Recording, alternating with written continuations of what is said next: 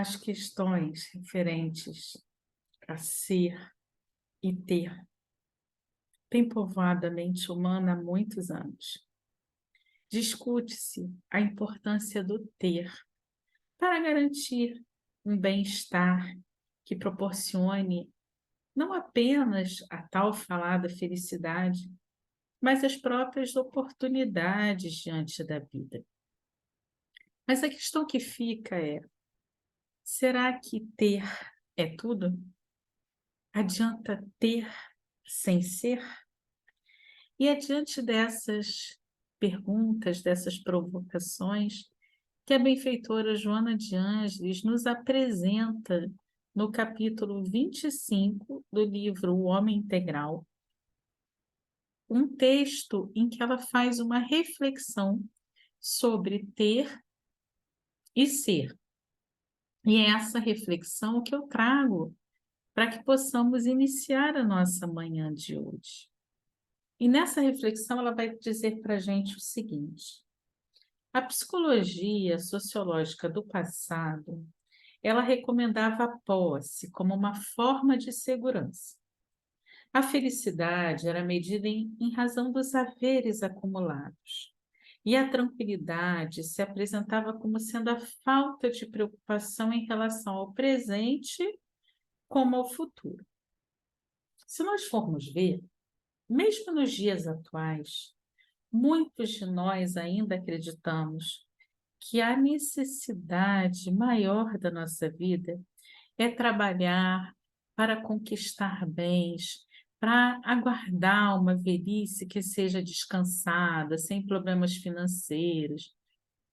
Entretanto, a gente começa a perceber que a vida não pode ser colocada só numa perspectiva de realizar negócios, de comprar ou vender coisas, de ter posições na sociedade. A gente precisa entender que há algo além disso. Mas como entender isso se mesmo as religiões, que muitas vezes preconizam a renúncia ao mundo, aos bens terrenos, ficam ali reverenciando os poderosos, os ricos, né, enquanto se adornam de requintes. E os próprios templos, muitas vezes, se tornam verdadeiros bazares, palácios e museus frios, nos quais a solidariedade e o amor passam despercebidos. A felicidade tem sido muito falada na mídia, muito falada, né? Mas pouco vivenciada. E por quê? Porque criou-se a ideia de que a felicidade ela é possível desde que se possa comprá-la. Todos os programas acabam por trazer como impositivo prioritário o prestígio social decorrente da posse financeira ou de um poder político. Criou-se uma ideia de que dinheiro não traz felicidade, mas ajuda a conseguir, não é mesmo? Ninguém contesta esse pensamento. Só que ele não é tudo. Se nós formos ver a nossa sociedade atual, é uma sociedade tão dinâmica que até quando nós usamos os aplicativos de envio de mensagens, as pessoas já não querem mais nos ouvir na nossa velocidade atual de voz. Então, existe um botãozinho que você clica em que acelera em até 2 vezes, porque a gente precisa correr, a gente precisa fazer tudo muito rápido. Mas a gente precisa entender que tudo na vida é equilíbrio e que esse imediatismo, essa nossa busca por conquistar coisas imediatas, está nos trazendo grandes danos, porque tem substituído valores legítimos da nossa vida. E com isso, a gente acaba subestimando códigos éticos, morais, conquistas intelectuais, virtudes, porque parecem ser menos importantes diante da necessidade da produtividade, da correria, da aceleração que se desponta diante de nós. A grande questão é que muitos de nós, quando olhamos lá as redes sociais, daqueles nossos companheiros de jornada mais abastados que nós, Muitas vezes nós olhamos e falamos: "Nossa, como são felizes, viajam o mundo inteiro, têm carro do ano, usam roupas de grife".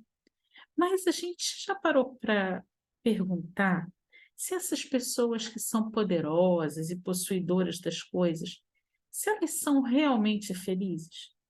Ou será que elas apenas fingem ser?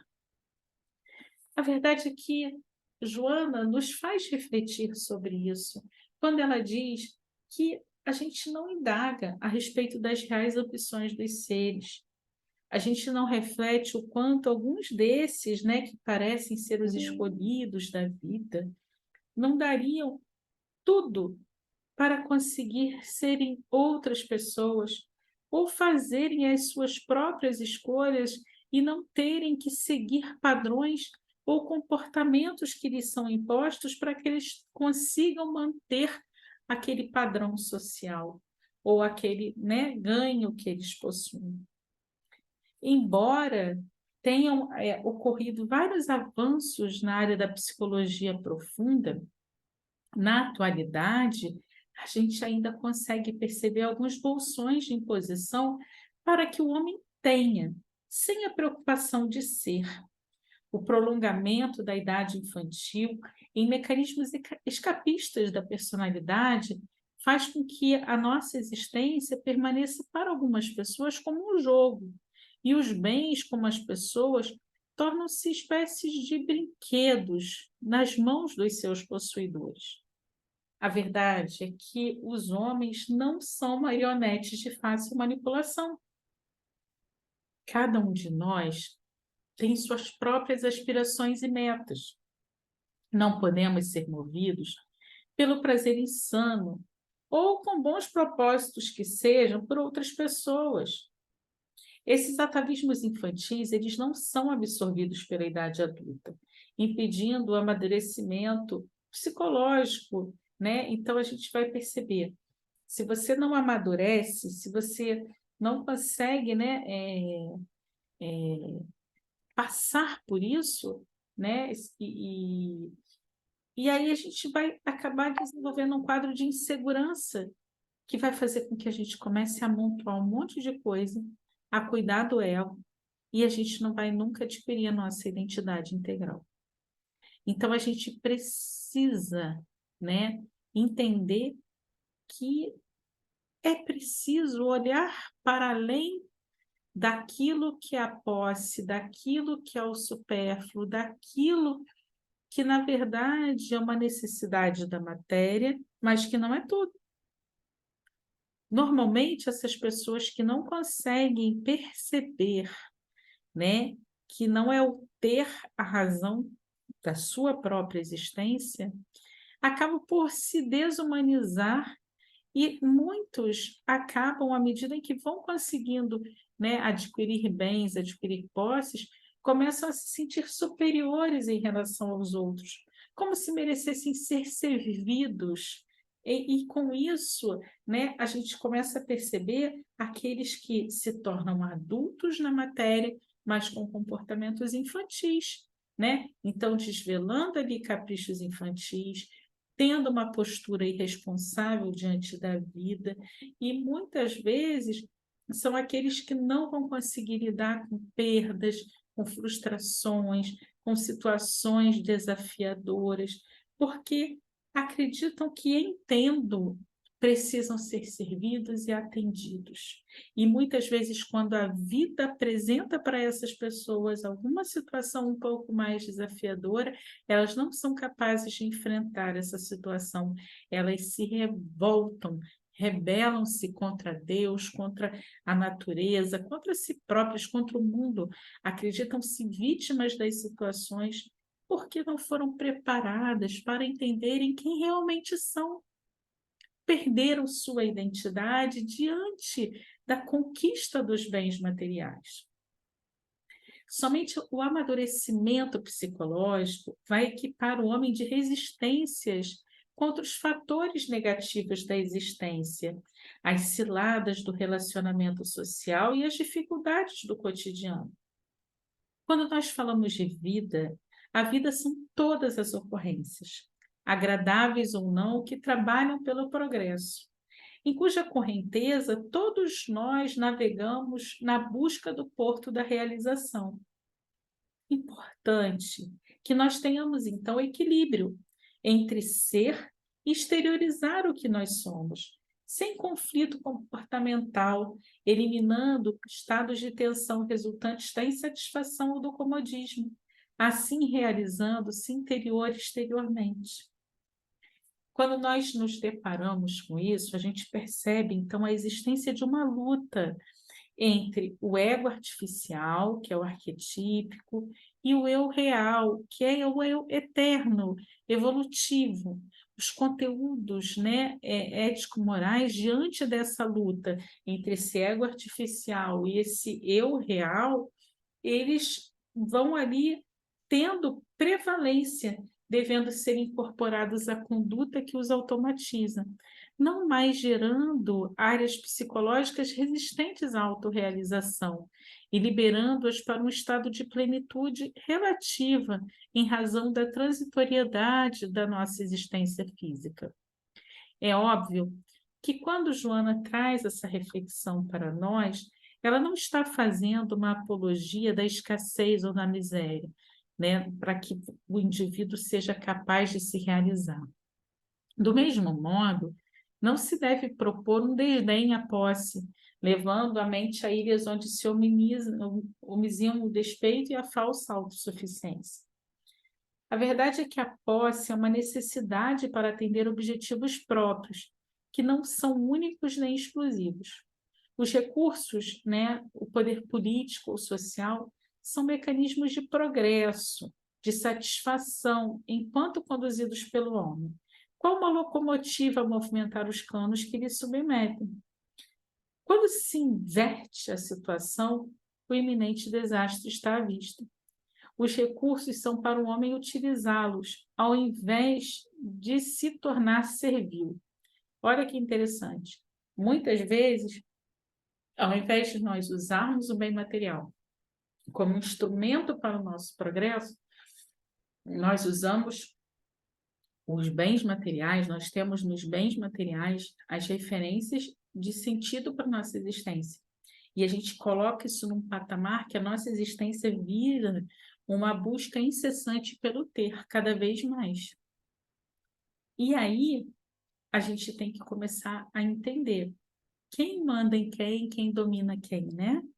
Quem é refém de quem aí nesse sentido? Não é a posse que o envelhece, ela faculta-lhe o desabrochar dos valores inatos à personalidade. E os recalques, os conflitos em predominância somam, prevalecendo-lhe no comportamento.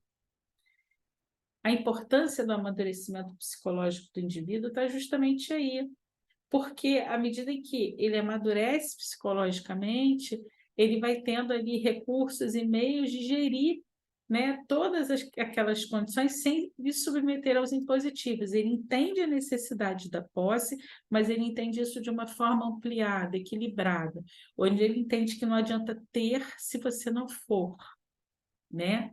Quando se tem a sabedoria para administrar os valores de qualquer natureza, a benefício da própria vida e também da coletividade, não apenas se possui, sobretudo se você é livre, nunca possuído pelas enganosas engrenagens dos metais preciosos, dos títulos de negociação, dos documentos de consagração e propriedade, todos perecíveis e que mudam de mão, que são fáceis de perder, se destruir, se queimar-se. A integridade e a segurança defluem do que se é, jamais daquilo que se tem. Meu pai dizia sempre isso, né? Que a maior herança que um pai deve deixar ao filho é o saber, é a oportunidade do conhecer, do estudar, de se aperfeiçoar, porque isso é algo que ninguém tira de nós. É diferente da herança material, que a herança material ela chega, mas nem todos nós estamos preparados para fazer um bom uso da mesma. Muitas vezes, diante da herança material, nós vamos entrar em desarmonia com familiares. Agora, o saber não. O saber, ele permanece. E ele vai gerar condições de nos aperfeiçoarmos cada vez mais e nos tornarmos autossuficientes. Vai nos tornar vai nos tornar, né, cidadãos mais conscientes, ou deveria, críticos, reflexivos. Essa deve ser a nossa postura diante da vida.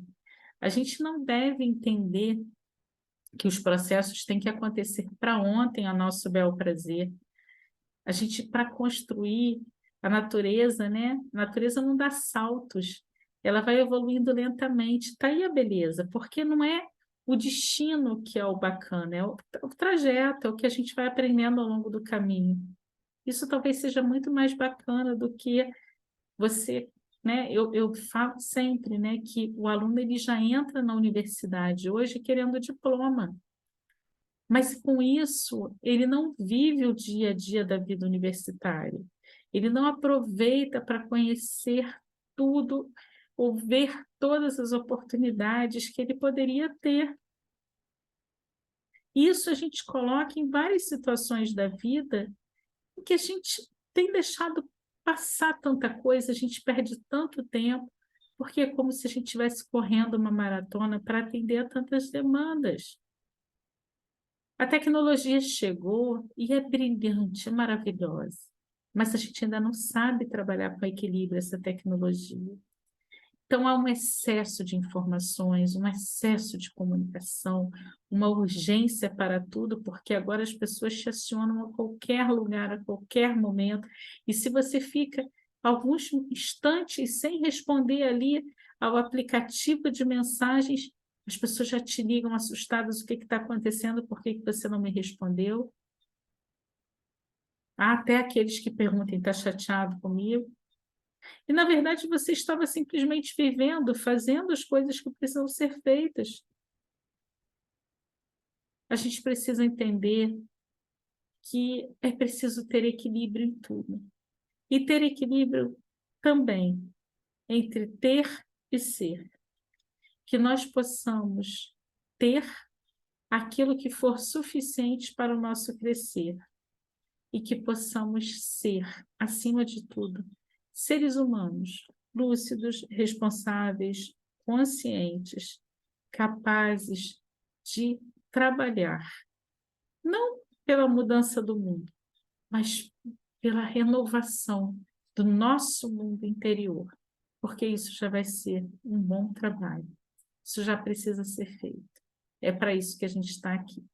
E se a gente começar a mudar o nosso mundo interior, pouco a pouco, a gente vai mudando a nossa postura diante da vida, a gente vai acabar servir de exemplo e motivação para outros companheiros que também vão começar a querer mudar e renovar as suas atitudes.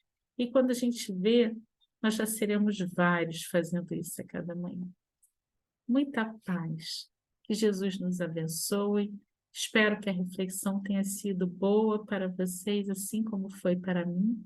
E espero vocês aqui na quinta-feira, para que possamos juntos continuar estudando o homem integral. Muita paz.